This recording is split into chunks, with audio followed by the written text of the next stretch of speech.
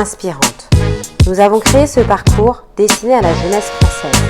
Non pas pour dire que les femmes peuvent réussir, non pas pour dire que les femmes ont réussi en tant que femmes, mais pour faire savoir à notre jeunesse que nous avons la chance d'avoir des femmes inspirantes dans de multiples domaines et lui montrer qu'elle peut tout accomplir.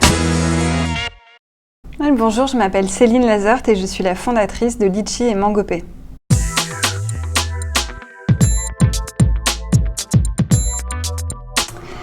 Alors j'ai un parcours d'étudiante un petit peu compliqué parce que donc j'ai eu mon bac en 2001 et à l'époque il n'y avait pas de formation dédiée au métier du numérique et pourtant moi j'avais la conviction que je voulais faire quelque chose qui ait un rapport avec le web et donc du coup j'ai fait 2 années de classe préparatoire maths sup maths spé et puis je suis pas rentrée en cycle ingénieur, j'ai fait une passerelle et je suis allée à la fac. J'ai fait un master 2 de gestion de projet informatique, donc quelque chose un peu technique et en même temps avec des compétences de management, de gestion de projet. Et puis après ça, j'ai fait une dernière année d'études à HEC où j'ai fait un 3e cycle, un master spécialisé qui s'appelle le management et nouvelles technologies. Donc toujours sur dans l'univers des technologies et puis de la création.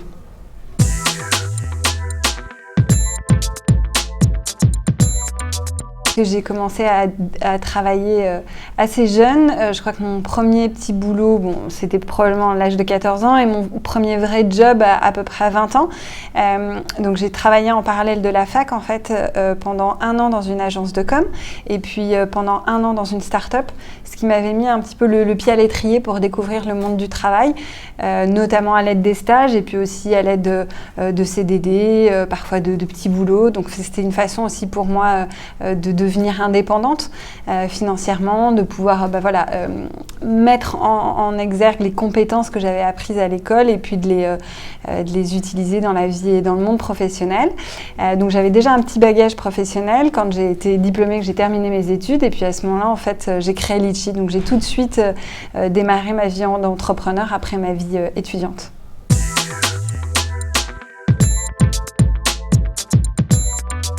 Alors l'idée de Litchi, elle est née en fait durant ma dernière année d'études à HEC.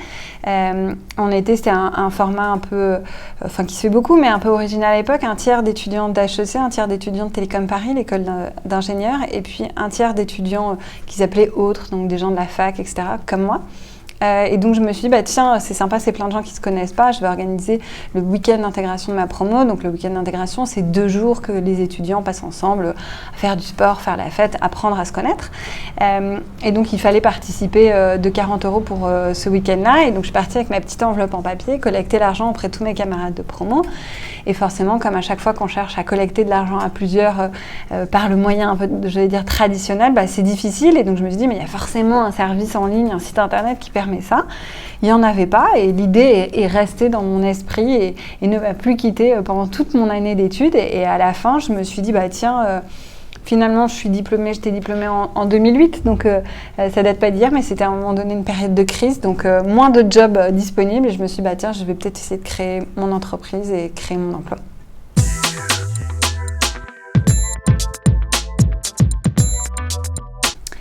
Je dirais à la fois tout et rien. Je pense que la compétence qu'on m'a transmise et qui est la plus importante, c'est d'apprendre à apprendre. Parce qu'en fait, on est dans un monde qui évolue si vite que les métiers existent et puis n'existent plus quelques dizaines d'années plus tard. Donc, ce qui est important, je pense, dans le bagage étudiant, c'est de savoir apprendre rapidement, c'est de pouvoir synthétiser rapidement. Et ça, c'est des choses qui me sont acquises pour la vie. Et donc, je crois que c'est les 2 choses les plus importantes pour moi. C'est que mes études, elles m'ont permis de maîtriser plus rapidement un nouveau sujet parce que j'ai des clés sur comment comprendre un langage, comment comprendre une notion. Et puis, l'idée de synthèse, je pense, c'est très importante dans notre monde. C'est être capable de lire un livre, écouter une émission radio et de la synthétiser rapidement et d'en garder l'essence.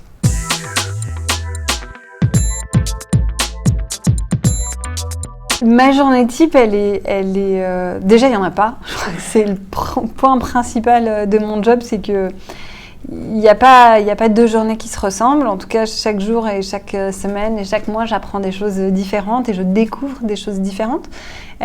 Après, dans mon rôle et dans mes missions, notamment en tant que présidente, il y a notamment la représentation de l'entreprise. Et donc ça passe par des interviews, vidéos comme maintenant. Ce matin, j'ai fait une interview pour un journal papier. Donc voilà, pas mal de représentations. Donc c'est vrai que la partie interview est assez présente dans mon job. Ça peut être des rencontres. Ça peut être, comme je fais de la représentation, je peux être amenée à rencontrer un ministre pour présenter le projet de l'entreprise, pour raconter notre vie en tant qu'entrepreneur. Ça peut être quoi d'autre ? Rencontrer des clients, bien sûr. Ça peut être aller à une conférence pour raconter mon expérience. Donc finalement, c'est beaucoup d'humains et beaucoup de rencontres, mon métier. Et le point liant, c'est qu'effectivement, chaque journée est un peu différente de la précédente.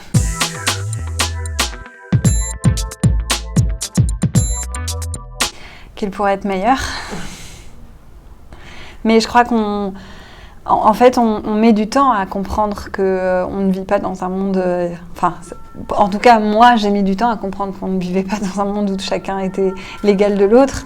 J'ai eu de la chance d'avoir accès à des études, d'avoir accès à l'éducation nationale, à de la culture. Donc il m'a fallu quelques années dans la vie professionnelle pour rendre compte que j'avais des barrières qui étaient supérieures à celles des autres, notamment dans l'entrepreneuriat, parce qu'on est assez peu nombreuses, parce qu'il y a beaucoup de clichés, beaucoup de biais inconscients. Et donc c'est devenu pour moi une priorité au quotidien que de pouvoir montrer et de dire qu'on peut entreprendre et qu'on peut être des super dirigeants d'entreprise malgré le fait qu'on soit des femmes.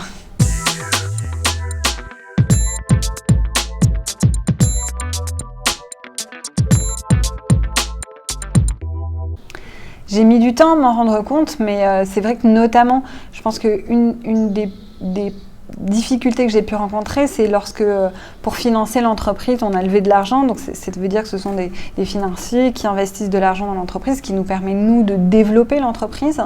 Donc, c'est quelque chose qui est extrêmement nécessaire si on veut pouvoir faire des champions nationaux et internationaux. Je me suis rendu compte que c'était difficile, ce qui est toujours un parcours difficile. Et puis ensuite, j'ai compris après que c'était plus difficile pour les femmes. Et qu'on était malheureusement, parce que c'est un milieu d'hommes, moins considéré. Par exemple, il y a une étude américaine intéressante qui montre qu'on ne pose pas les mêmes questions aux femmes entrepreneurs quand elles veulent financer leur entreprise qu'aux hommes entrepreneurs. Les hommes, on va les mettre dans un contexte positif, dans un contexte de développement et de croissance. On va leur poser des questions qui orientent sur ces sujets-là, là où les femmes, on va plutôt les mettre dans un contexte négatif, puisqu'on va leur poser des questions sur leurs risques, sur leurs pertes. Et donc tout ça crée en fait un différentiel qui fait que c'est plus difficile pour les femmes de financer leur entreprise. Par exemple, en France, seulement moins de 3% du capital risque, donc c'est cet argent qui est de financier qui va aux entreprises innovantes, seulement moins de 3% est destiné aux femmes, tout le reste est destiné aux hommes et c'est 0,2% qui est destiné aux personnes de couleur. Donc on voit bien qu'il y a une inégalité fondamentale puisque à peu près 10% des entrepreneurs sont des femmes, donc en réalité il n'y en a que 3 fois moins qui financent leurs entreprises. Donc c'est devenu pour moi un combat au quotidien.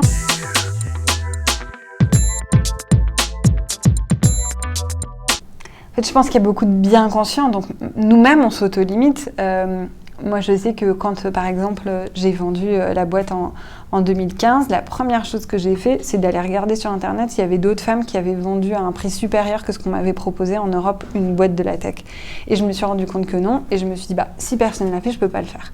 Et du coup ça a fait partie des éléments, c'était pas l'unique, mais ça a fait partie des éléments qui ont fondé ma décision de me dire cette offre-là, il faut que je la prenne parce qu'en fait j'aurai jamais mieux, je peux pas. C'est mon plafond de verre, il est là.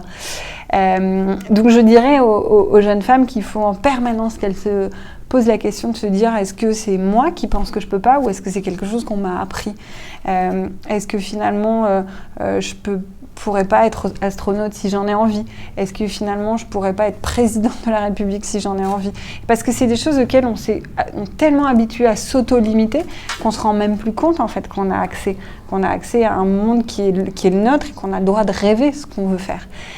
Donc mon conseil serait de repousser en permanence les limites, de croire en leurs rêves, de ne pas penser que parce qu'on leur a appris que c'était pas possible, ça l'est.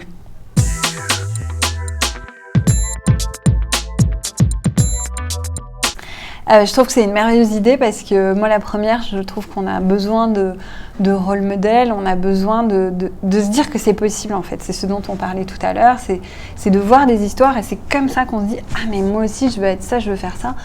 Je me souviens très bien que quand j'avais à peu près 15 ans, j'ai vu un capital sur Caramel, qui était une des premières boîtes mail françaises, montée par Oriane Garcia. Et je l'ai vu et je me suis dit « Ah, mais moi, je veux faire comme elle ». Et c'est ça qui m'est venu à l'esprit, c'est de me dire je veux être comme elle. Parce qu'en fait, on se sent évidemment plus proche de nos pères. Et donc, quand on voit quelqu'un qui est similaire à nous faire quelque chose, on se dit que nous aussi, on peut le faire. Donc, c'est pour ça que je trouve géniale la démarche d'Inspirante. C'est parce qu'il faut pouvoir montrer que c'est possible pour que les jeunes femmes et aussi les jeunes hommes se disent qu'ils sont capables, qu'ils peuvent le faire et que finalement, il faut croire en ses rêves. Et le reste, après, c'est que du travail.